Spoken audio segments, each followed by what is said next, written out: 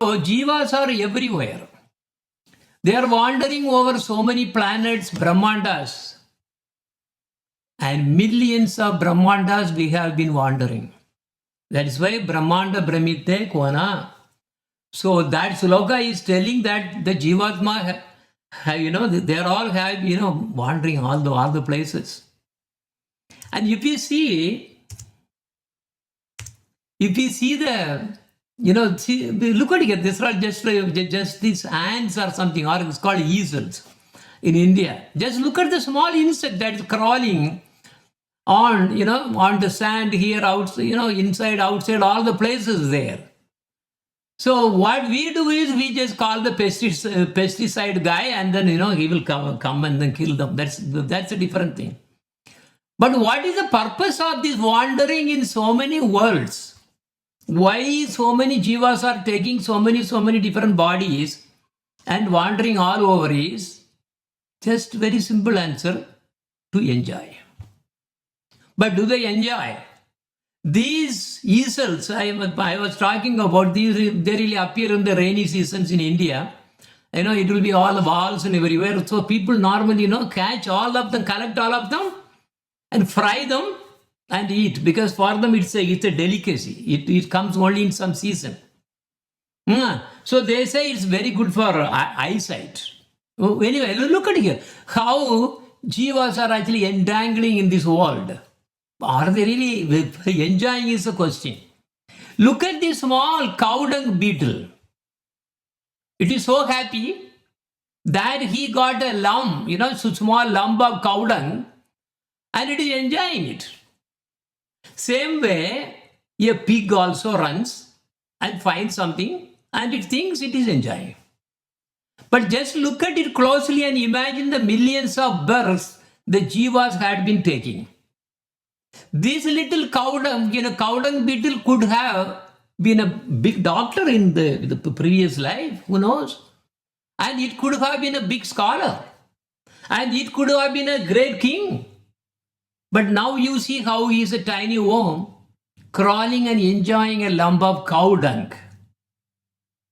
So we never think like this.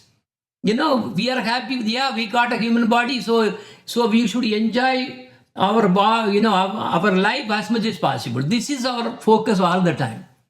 We never think about the other being, insects and birds and bees. We never worry about them. But we have been going through all these species. There are 8.4 million kinds of species. But we never think about it. This is the biggest ignorance that we have. So we have been, being born again and again. This has been always happening. By the way, something I just remember. You remember Jawaharlal Nehru? Some PM of India a long time back. One yogi, in meditation, he saw that Jawaharlal Nehru was born as a dog in Norway. It came in the newspaper also. I read it. So, but I don't know whether it's true or not. Anyway, but once even Lord Indra was so proud of being the king of all the demigods in heaven. Somehow he came to see Lord Krishna. Lord Krishna knew the pride of Indra. The truth is that any jiva can become an Indra due to the austerity. You remember Bali Maharaj also wanted to become the Indra, so he was really doing all the penance and so many things. So there are some, things are there, and if you do that, then you become the Indra. Similarly, you can become Lord, Brahma. No problem. Jivas, no problem. And after enjoying the heaven, then he also had to come down. So in front of Krishna, this Indra was just having a darshan. And Krishna knew that he had so much of pride. So suddenly Krishna pointed at one particular ant where it was really, all crawling. He said, hey Indra, look at that. Look at that particular ant. Oh, the Indra was just running. What is that? And he said, "Oh, Indra, do you know who that is? That ant?" "No, I don't know." "He was the Indra before you became the Indra for this day of Brahma. And on the next day of Brahma, you won't be here anymore. New Indra will come." So even if you are the emperor of the whole world, you will be replaced. You may be the CEO, you may be the CTO, you may be all kinds of things, but you are replaceable. This, we never get into that our brain. This is what the whole problem is. That is the reason we are not able to get into the bhakti properly. Because actually, who will get bhakti? One who thinks that tomorrow I am not going to exist. Today I have to do whatever that is necessary so that I don't really get into this kind of birth again and again and suffering and going through all the Brahmandas, Brahmanda, Bramite, Kona. If you think like this and then go to sleep at the day, and how do you really think when you are sleeping also? I may or may not be awakened tomorrow, because next day is not guaranteed. So this has to get into our brain. But for karmis, they are all running here and there, like the ants, what you really saw. Well, now look at our situation more deeper. What were our positions before? Millions of births. Doctor, engineer, scholar, Nobel Prize winner, king, queen, ant, cow dung beetle, cockroach, earthworm, dog, cat. So many. There are 8.4 million kinds of species to take birth depending on our karma. Because our karma is waiting now, whatever that we have done. So now the next birth is waiting, as Lord Krishna is telling very clearly. And now we are here. We are lucky that we got human bodies at this particular life. But soon one day this body will be gone and we won't exist here. Then we do not know where exactly we'll take the next body, or where we'll be born, what species that we will get into, no idea. But that will happen for sure. So those are already old, when going to bed, they have to think that you may not wake up next day. You may set the alarm to wake up, but you may not wake up forever. The alarm may be leaving her more than you. It may be sounding, but you may not. So this we have to really, it has to get into our mind. Otherwise, bhakti is not going to come. So the purpose of this series is to instill bhakti under the grace of Srila Gurudev. Srila Prabhupada used to really teach this again and again. But how many souls really get in is the question.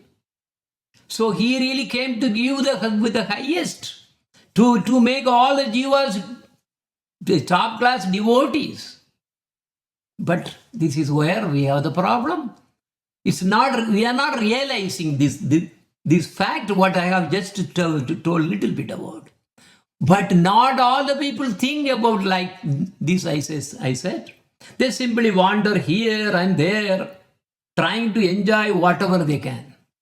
Money is honey, and foolish people are many. In USA, it is very nice to live and enjoy. Oh, USA, very good place. Okay, go there, flock there. If they find it's not good anymore, then they flock to Canada. And if they find Canada is also not good, lot of problem, then they flock to Australia. And meanwhile, if USA reopens again, like it is doing, I think, they will rush there again. Then they will die.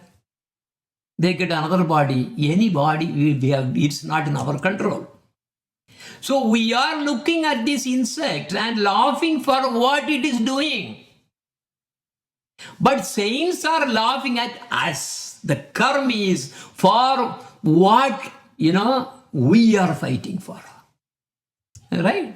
Look at here. For a lump of cow dung, they are fighting. So we are also fighting like this for the lump of cow dung. See this world. Everyone is fighting. Person to person, group to group, country to country. Fight is everywhere. This is what all the so-called universities also teach. For what? How to eat nicely, how to sleep nicely, how to mate nicely, and how to defend, fight. So no difference between this cow dung beetle and us. But how many people realize this truth? The truth about ourselves? Not many. Everyone is so immersed in karma, doing this or that, always busy. Doing what? Their own invented things only. Krishna did not tell us to really do all kinds of nonsense. But very few realize. These only after so many births, after getting beaten up. Because it will go in the subconscious. So the subconscious will be carried by the subtle body, and it really goes to different births again and again, and eventually these realization will come saying these material worlds are actually crap. They are not going to give me any happiness. There has to be an ending. So, but only some get liberated, not everybody. So, not everybody will be able to finish this endless samsara. But if one gets liberated, that is good. But liberation is not the main focus. There is a way better, all the way more than liberation, beyond liberation. That is to beyond these so-called liberations and go to the higher dimensions. That is to reach the abode of Bhagavan Sri Krishna. But that is not easy. The jiva has to be highly qualified. Only when those jivas have Uttama Bhakti,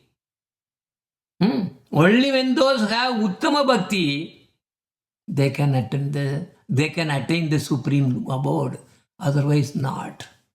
These Uttama Bhakti is defined as Anya Vilashita Sunyam, Jnana Karmadi Anavritam, Anukuliyena Krishnanu Silanam Krishna, Uttama, Bhakti Uttama. So Uttama Bhakti is defined as not to make us happy, not to really run after things that will make us happy, but do all the things that will make Krishna happy. This is always the slokas that we are always reciting. Actually, our Gurudev used to recite about 4 or 5 slokas again and again in every lecture. This is one of them. So this Uttama Bhakti is also called pure Bhakti. So our life should be oriented towards achieving this pure Bhakti. But jivas in the world are controlled by 3 modes of material nature, dictated by the Maya, Tamasic, Rajasic and Sattvic. But using this, we cannot get this pure Bhakti. You have to go high all the way. First to Sattvic, above Sattvic is Sutta Sattvic, above Sutta Sattvic is Visutta Sattvic. And what is our goal? Not to become a karma yogi, not to become a Ashtanga yogi, not to become a jnana yogi, not to be even as a bhakta as people know of. Bhakta means in general one who is worshipping something. Hindus worship everything. Whatever you give, they will worship. Not a problem at all. It could be a Buddha, some spirit or ancestor, Devata, whatever. They don't care. As long as their belly is filled, As long as they are happy, then this is how they're living. But we have nothing to do with these people called bhaktas. These so-called bhaktas will reach only those bhutas or the spirits or the ancestors or devata, as Krishna is really nicely telling in Bhagavad Gita. Our bhakti belongs only to Supreme Lord Krishna. That is the only one. But it is not easy. Following dharma and doing karma, getting heaven is possible. But it is temporary. Becoming a yogi is very difficult. Becoming a jnani is even more difficult. Becoming a Krishna Bhakta is extremely, extremely difficult. Even then, becoming a Sutta Bhakta or pure Bhakta is almost impossible. Because Krishna Bhakta also need not be pure Bhakta. So that is why Dharmachari Matye Bhagutta Karmanishta, Koti Karmanishta Matye Ek Jnani Shrestha, Koti Jnani Shrestha, Haya Ek Jana Mukta, Koti Mukta Matye Durlabha Eka Krishna Bhakta. See, of all the dharmis and karmis, hardly anyone become karma yogi. It's very impossible, very difficult. You cannot leave that easily. Even if you take 1 koti, that means millions of karma yogis, one jnani is very difficult to find. And even if you take millions of jnanis, only one may, get liberated. And you take all the kotis of liberated, millions of liberated, jivas, real Krishna Bhakta is not, Durlabha means maybe there. So what is our goal though? Our goal is not to really become like those kind of bhaktas, but we always aspire only for the pure bhakti. But this is not, this is not something that we can do ourselves. It's not a DIY. Do it yourself. We need the mercy of Uttama Bhaktas, Vaishnavas, and the mercy from Dhammas. And we have to do sadhana. Then only the mercy will come. So the purpose of our weekly sanghas are all based on this goal. Now, this is what Srila Bhaktivinoda Thakur also sings. There is nothing higher than pure Krishna Bhakti. Krishna Bhakti vina kabhu nahi palodoy. Miche sab dharma jiver upadimoy. There is no use in the life devoid of bhakti to Krishna. Therefore, all the so-called religiosity and irreligiosity or religions, whatever you call, of a living being who is not basically simply useless. Simply useless. Krishna Bhakti Vina Kabhu Nahi Padado. Krishna Bhakti Vina Kabhu Nahi Padado. Now coming. So actually that was yesterday, the appearance day of Sita Devi, and also specifically now, that is another thing, is Jahnava Mata. So here, Janaka Maharaj, when plowing the earth, he actually discovered a baby girl, that was Sita Devi. Saktis are normally not born. They don't have to, that is their choice. Sakti, no, they don't have to be born. Remember when Yogamaya appeared in Gokul, she did not have umbilical issue, nothing. Draupadi appeared from the Yajna. Goddess Meenakshi appeared from Yajna.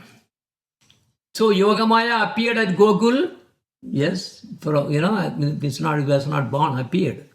Radharani appeared out of 1,000 petals lotus. Similarly, Sita Devi also appeared without a birth, so-called, that we really normally deal with.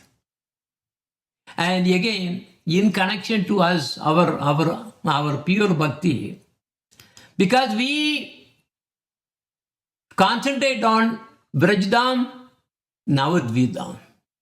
Today I really had something to glorify, but today we won't have time for that.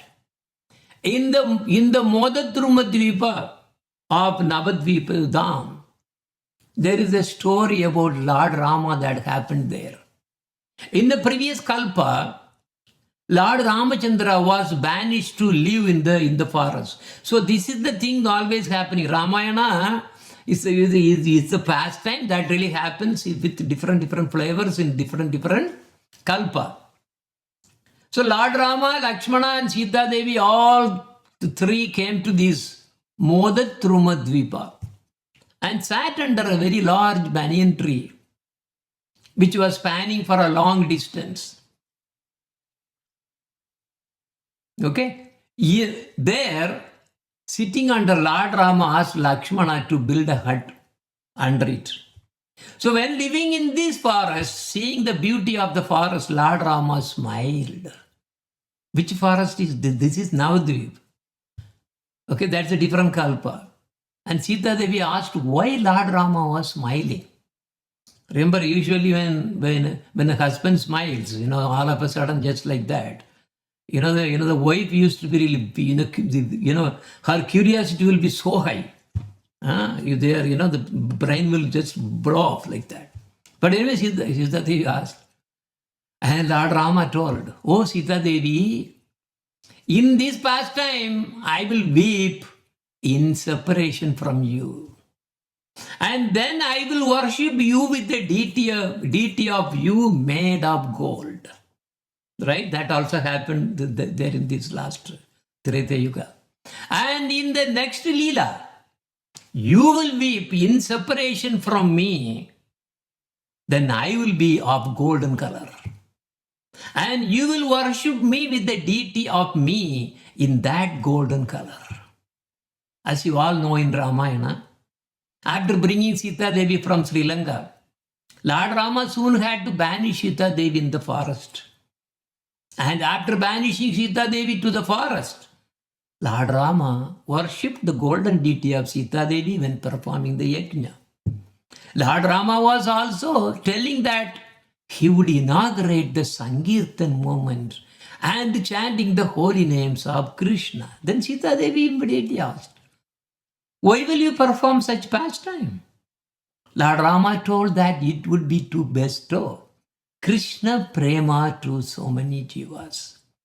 He also told, "You will be with me as Vishnu Priya." So Kaikeyi, along with Aditi, will appear as Sachidevi, who will be my mother. This huge banyan tree will be called Ramavatar, but will disappear at the beginning of Kali Yuga. So that was appearance day of Sita Devi. Now also there is one more appearance day that we'll get into quickly. Now related to this one, we just touch the name of Vishnu Priya. So in this Kali Yuga, Lord Chaitanya came in golden form, and Vishnu Priya, who was Sita Devi, worshipped the deity of Lord Chaitanya, weeping in separation during his sannyasa leela, you all know. So the deity that you are actually seeing there on the right, you can see in Navadvip. Last time when we went, we really were so fortunate to really have a darshan so close. We are very close to the deity, and it was wonderful. And Vishnu Priya is Bhakti Devi. That is also to say that Sita Devi is also a form from Bhakti Devi. In Bhakti Tattva, especially in the higher bhava, there is Vipralambha, feeling of separation from Bhagavan. So this Vipralamba is the root of Raganuga Bhakti. So Vishnu Priya was made to feel the separation from the Lord.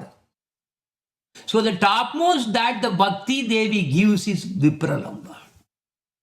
So that means one can ask the question, how much you are really missing away from Krishna?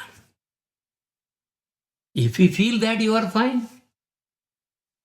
Bhakti is no, it's not the Bhakti that we are talking about. Every moment, you have to feel that, oh, where are you, Krishna? Where are you? That thought has to be there. And the higher the Baba one develops, that means Vipralamba. Vipralamba means the feeling of separation. It will increase and increase and increase. Same thing. So to do this, to perform this Leela, Lord Chaitanya had to take sannyas, because he came to release all these high bhavas. Okay. Now let us switch to the next one, which is Janvi Mata. So yesterday was the appearance day of Sri Jahnava Devi also. Who is she? She is the consort of Lord Nityananda Prabhu. So today, I like to bring some of the holy places that are related to Lord Nityananda Prabhu, but I wanted to, but I'm skipping few things there and just to giving just the overall. You all know that when Chaitanya Mahaprabhu was taking sannyas, she had to leave everything, all. Vishnu Priya, she has to leave Vishnu Priya. All the plan was done already. And Vishnu Priya and also Sachi Devi, they all somehow guessed that something is going to happen.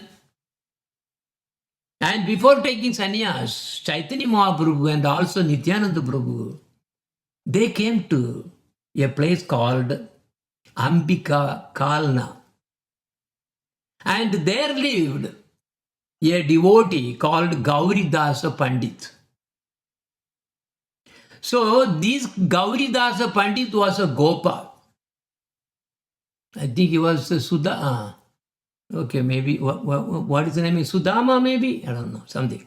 So he was a Gopa. Subala. Subala, there you go. So Subala. Subala is actually a Priya Narmasaki too, correct. So he came here and to really say goodbye. I mean, goodbye means basically to tell that I'm going to take sannyas and I won't be able to really be coming like this often. And also nearby, Gauridas Pandita's elder brother called Suryadasa Sarakali was also living in Ambika Kalna. This is where we are really going to go more into today. This is the home of Suryadasa Sarakali. That we could visit this place in the past parikrama, that's last year. Yes, so we see here, some of us are just giving obeisance to the Tulasi Maharani who was just outside. And what you see there is the same home where the Suryadasa Sarakali was living. Now, actually, the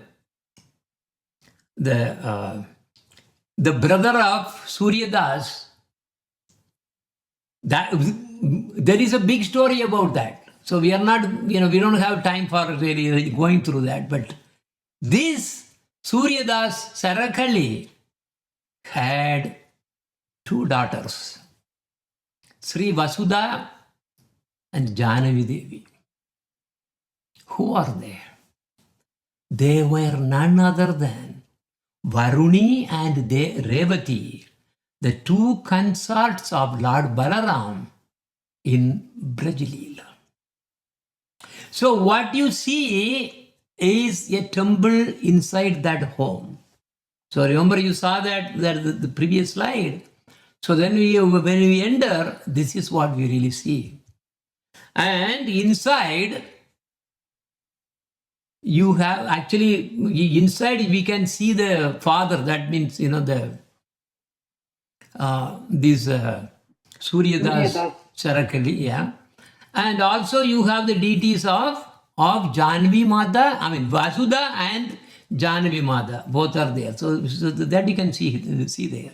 Then of course they have Nityananda Prabhu and Chaitanya Mahaprabhu, they all have.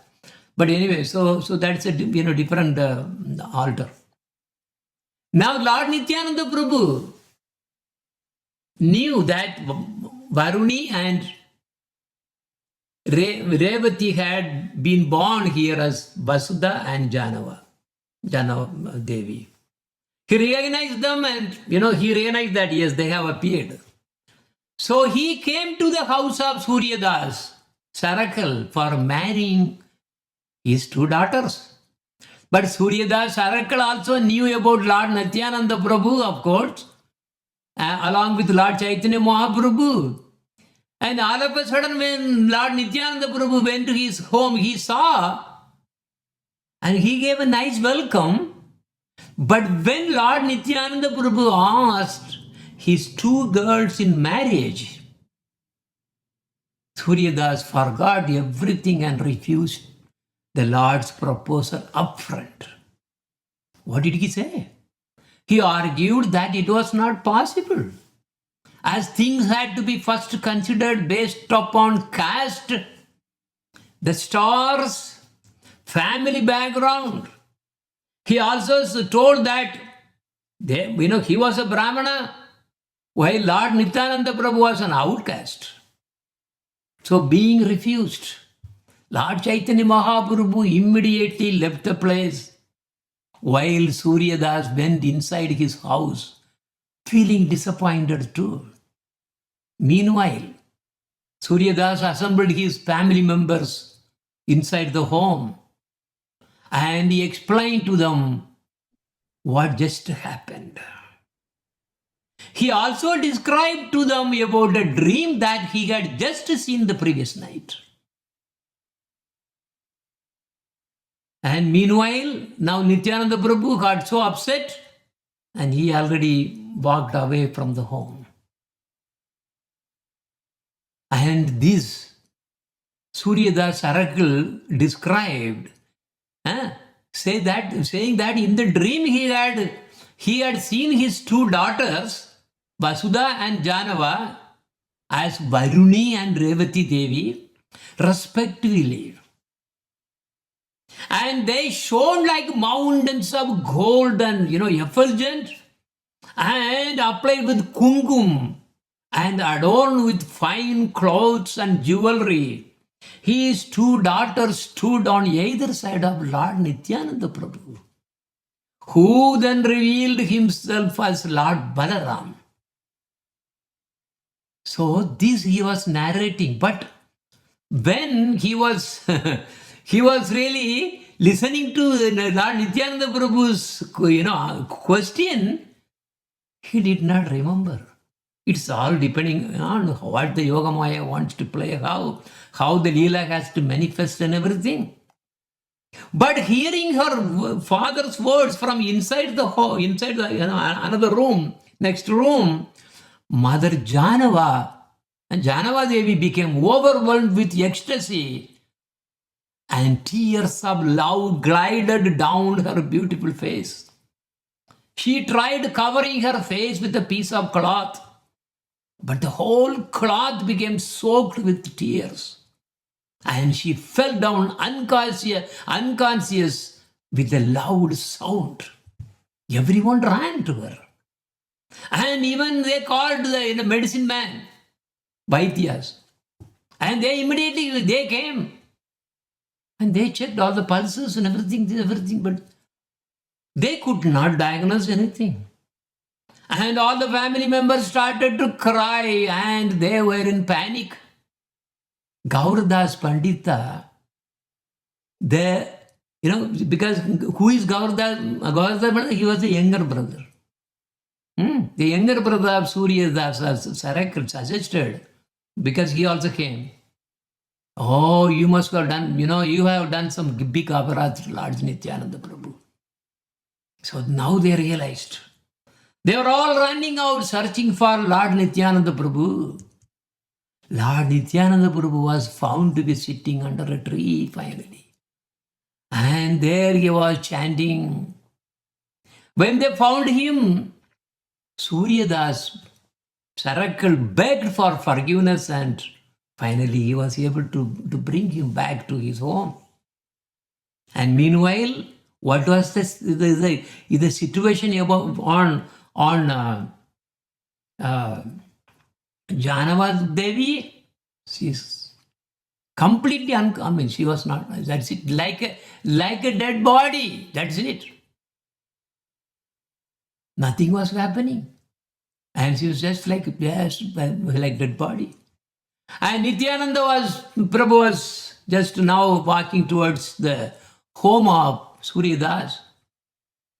And he really got into their home. He was stepping inside. Immediately, Jahnava Devi, he just got up. As if the dead body got really, just got life. He just got up and then ran inside. So now Suryadas agreed to give Jahnava Devi in marriage. And this is the same place where the marriage also happened. That is what you are seeing here now. So now I'm not really playing a lot of videos. I'm just cutting short because of the timing. So we have exactly 20-25 minutes only. Yes, we should be able to make it because, okay. Now let us go. And at this place, whatever you see, there's a lamp inside, right? So there, that is the same place where the marriage actually happened. So in memory of that, so this particular small monument is actually there now. It's a very sacred place. We all circumambulated. And there was a tree, under the tree where he was sitting. This is the trunk of the same tree. After the tree left this world. But this trunk is still kept there. From the same tree that witnessed the sitting of Lord Nityananda Prabhu under it. It has witnessed. And also it has witnessed the marriage. That's also actually it was held here. And this is all about Janvi Mata's glories. So it's amazing that after Lord Nityananda Prabhu left, the Janvi Mata became very, very famous. Very, very famous. And she was really, because all our Goswamis and all the devotees, everybody actually took Janvi Mata as the authority. So it's very, very powerful. There are a lot of stories actually behind. But such a, personality is actually Janvi Mata. And then she really came to Radhakunda actually to really see and then discuss with Raghunath Das Goswami. So that happened 500 years ago only. So in the Radhakunda, those who have really come with, in this parikrama, you must have definitely seen. And in fact, I was also giving a harikatha on the same place about these incidents involved. And specifically, why? This is the place that she took. She is actually also, she is the Shakti of Nityananda Prabhu. So we cannot separate the Shaktiman and Shakti. So in that way, Nityananda Prabhu or Lord Balaram is also serving Radharani as a Manjari, as the sister of Radharani, Ananga Manjari. In fact, the very center of the Radhakund, When they excavated some years back, 19 something 75, what, some years back, very many years back. Yeah, anyway, I showed all the details in another Harikatha. Yes, that same original kunda dug by the gopis with their bangles. It was called Kangana Kund because Kangana means bangle. So they broke the bangle and then digged and then made this. So Kangana Kund, yes, it could be seen. And magically there are a lot of milk was coming from the bottom. Because the pressure was, you see, all the waters were actually pumped out. And it was actually, the milk, so much of milk was coming in. And some devotees really collected. And it was milk. Nobody knows where it's coming from. And there was actually some devotees were telling this could be really coming from this milk ocean. There may be, because there may be connection. But now, this particular place where Jahnava Mata used to sit at the bank of the Radhakunda and then take bath only at the place. Because previously, you could really see a path where, because it's a sitting place where you used to sit and meditate. And then under that, there used to be a small staircase that really goes under. Because when I was going before, I could really see that clearly. It was there. Old photographs also you will see. And she used to sit under that place where it is really going to get into the Radhakunda. You know what they say? From that same place, a gigantic staircase is seen reaching the Goloka Vrindavan of the spiritual sky. Actually, when one develops this pure bhakti, which you are talking about, when one really is fortunate to really get to that level, yes, that devotee can see the darshan of the whole spiritual dimension, spiritual sky. Only the great devotees can see this. So this is such a very, very, very high place. Very high place. So when you go to Radhakunda, never think that it is actually an ordinary place. And now Jahnava Mataji is very closely related to this place. And also she was there probably about 5 or 6 days or something here and there. And he was actually visiting so many places here and then before he was leaving back. A lot more stories are there. But now, let us go a little more into the glory of Jahnava Mataji, which is this whole song written by Bhaktivinoda Thakur is so touching. And the first verse saying, having fallen into this vast ocean of material existence, now you have to recollect what I really talked about in the beginning of this class.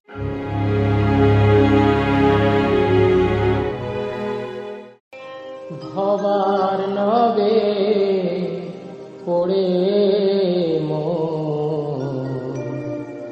akulo para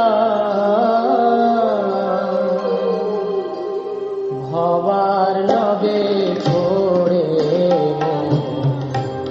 akulo para kishe kul pavota na pai sandha bhavar nade kore mo akulo para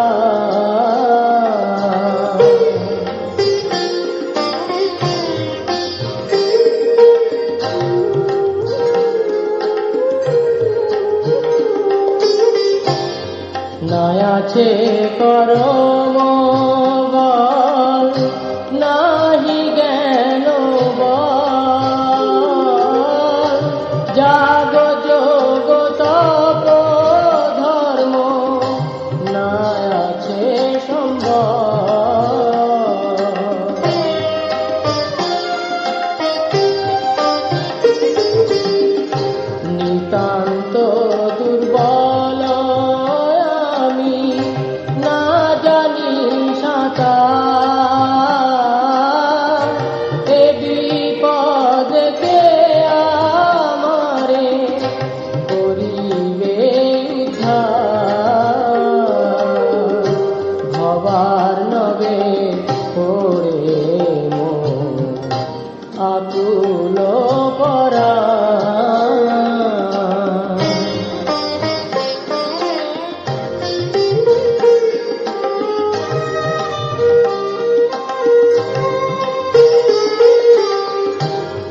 বিষয় কুম্ভীর তাহে ভীষণ দর্শন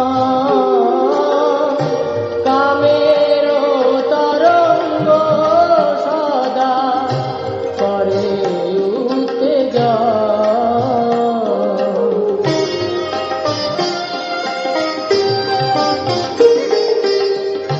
প্রাক্তন বায়ুর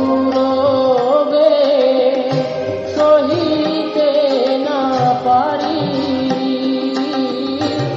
কাঁদিয়া স্থির না দেখি কান্ডারি ভবার নবে পড়ে আকুল পরা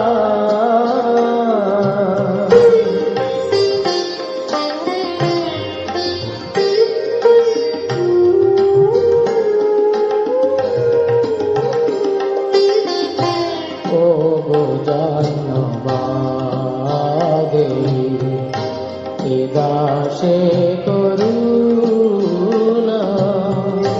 করো আজি নিজ গুণে ঘুচাও যন্ত্রণা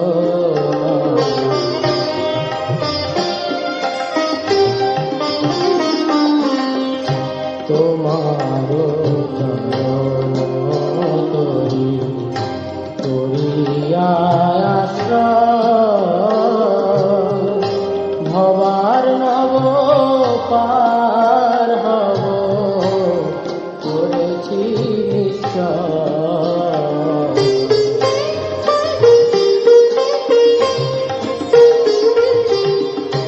তুমি নিতানন্দ শক্তি কৃষ্ণ ভক্তি গুরু এ দাসে করো পদ কল্প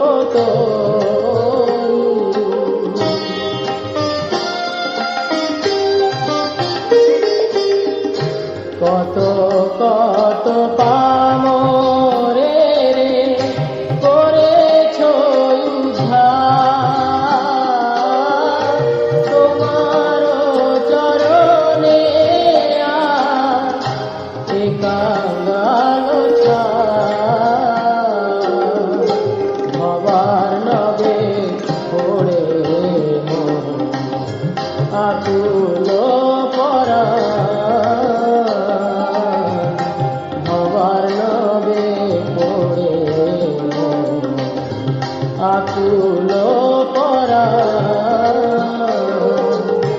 কিসে কুল পাব তা না পাই সন্ধ্যা ভবার নবে পড়ে আকুল